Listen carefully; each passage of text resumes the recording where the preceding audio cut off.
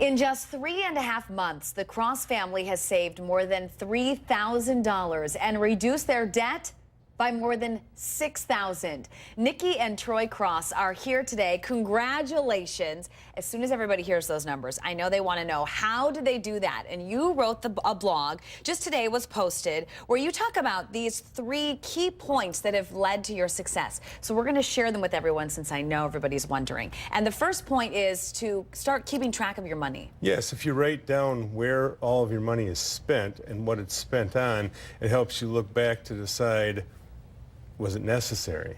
That led into the second point. And the second point is to decide what is necessary. And Nikki, I know for you, and you talk about this in your blog, this was the biggest one for you. It was a really difficult decision because I really needed to focus on what was necessary for myself and what was necessary for my family.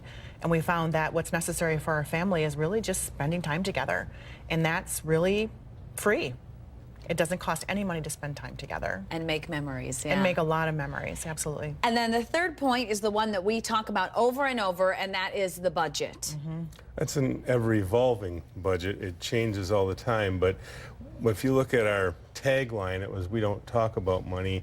Now we've started talking about money a lot more, and that's helped in creating the budget, because then we plan what we're going to be taking in so we know what can go out, and then prioritizing. So how often, you said revolving, how often does the budget change?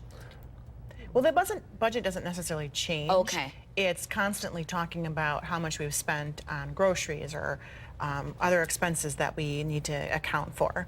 And before it was figuring out where we spent all of our money. Now we're figuring out exactly what we spent our money on and how we're going to account for that in the future. So if I'm hearing you, and I know this was something that came up in the beginning, communication was also a huge part of this. So thinking back and what's happened in the last couple of months, how has your communication improved?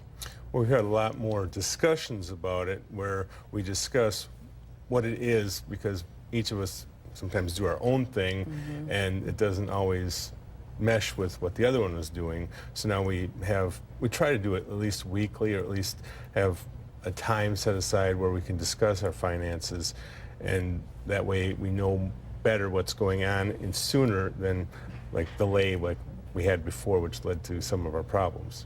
You guys are doing awesome. Thank you so much for coming in, and congrats on those numbers. I can't wait to see what it'll be the next time around. I'm hoping better. And if you would like to see the progress totals for all of the teams, or read the teams' blogs, including the one that Nikki and Troy just posted today, go to NBC15.com, click on News Links. We'll be right back.